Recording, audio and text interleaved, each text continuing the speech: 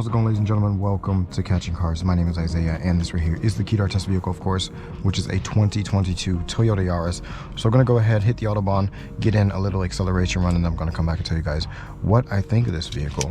And before we get going, be sure to subscribe to Catching Cars, because I see a lot of you guys that watch the videos have not subscribed yet. It will help me a lot. And yeah, let's just go ahead, get in that acceleration run, see how this thing goes, and then I can come back and tell you guys what I think of it.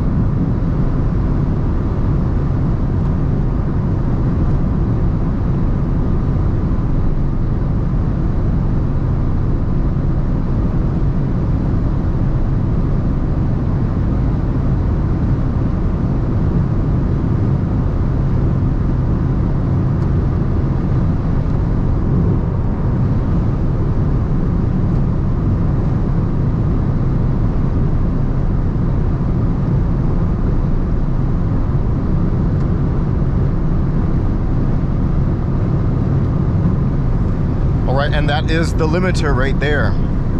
So the 2022 Toyota Yaris, my impressions of it. So yeah, it's a great vehicle to get from A to B. I think it's a great city vehicle, to be honest. This hybrid powertrain is not super powerful, but it's quick enough, especially in town. Feels decent. The CVT is not as annoying in town as it is on the Autobahn as well. Of course, on the Autobahn, when you floor the accelerator, it sounds like this. It's very loud and droney. So yeah, nothing special about this vehicle, but I think it is good to see, you know, different small vehicles in the market, except for, you know, the Polo, which is fairly boring, and these Renault Clios as well. So I think this thing is decent. It always looks like a GR Yaris from the outside. For some reason, even the standard versions look very sporty for some reason, even though this one is not sporty driving wise at all. I mean, it handles decently. Steering is really light. Also, the vehicle feels fairly light. I think this is one of the lighter vehicles in the segment. I'll double check the weight and put that down below as well. But yeah, so it feels really light, steering is very light, and it's really easy to manage and control and just drive this vehicle in general.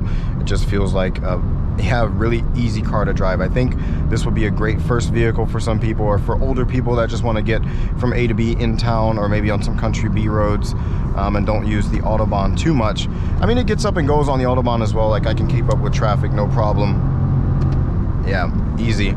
But it's definitely not that fast. Like I said, limiter comes on at about 187, 188 if you're going downhill, but then it drops back down to like 186. And the fuel economy is great as well, as long as you're going below, like, let's say 150, 160 kilometers an hour. Above that, it does start to eat fuel a bit more, just because you have those high revs the whole time. But if you go below that, this thing sips fuel. I mean, it's really good on gas. Oh, and that's what it's made for. I mean, it's a hybrid for exactly that reason. But yeah, overall, material quality is decent. The steering wheel feels nice. You have some soft touch materials here. It does smell kind of cheap, and you do have some cheaper plastics down here. Oh, this was, yeah, that's very cheap. Yeah, but this, like I said, is soft touch. This is cheap. This is soft touch. This is grained at least. So it's not the most cheap feeling, but it's definitely not premium quality either. And like I said, it smells kind of cheap as well. But I can recommend this if you want something different and you want to save fuel, you want a comfortable CVT. Like I said, the CVT does a great job when you're just cruising along. I mean, it's obviously super smooth because it's just one power band. There's no gears to change or anything. It's just when you get on the Autobahn, you get on the accelerator or on the highway, wherever you're at, and you get on the accelerator like this. Yeah, that can get pretty drony and annoying after a while. But other than that, I did like this vehicle. Like I said, it's nothing special. Of course, I had jumped out of an RS3 and then jumped straight into this, so that wasn't that great. But after driving this for a few days, I've gotten used to it, and like I said, it is a great commuter vehicle. It's nice and small. I think the design is pretty sporty as well. It's something different, and yeah, for a small vehicle, I can definitely recommend it. Hey everybody, real quick, one thing I almost forgot to mention about the Toyota Yaris earlier was the assistance systems are pretty annoying, and they're also pretty hard to turn off. You can do everything through the screen here between the gauges, but it's kind of fiddly to get there, and you have to hold this OK button for some features to turn off some of the things, and yeah, it's really just a pain in the butt again. You have one button here to turn off the lane keep assist. I'm not sure if you can see that right now because it's kind of dark. Yeah, you can turn off the lane keep assist here, but then you have to turn off other features from the lane keep assist as well in that menu. So it's just really complicated. Another one of those vehicles that really just pissed me off. I was really mad about these assistance systems because you cannot tell me that they are really, it is safer for me to be going through all these menus to turn them off. I understand that if we have to have these assistance systems and you know, they're safer for some people, that's fine, but for I guess professional drivers or drivers that don't want them on, give us a button to turn them off. That should be really mandatory, just a button to turn them off. That can't be hidden in some menus. And then you have some other vehicles as well where you cannot, that doesn't go for the Yaris, but you cannot turn off the assistance systems while driving. It says for your safety we can't turn off some features are locked or something. That is the biggest BS I've ever heard of, and we need to get rid of that.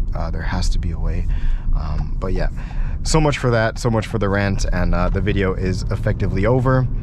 Be sure to subscribe to Catching Cars, leave a like and a comment down below. What do you think of this 2022 Toyota Yaris? And I'll catch you guys in the next video.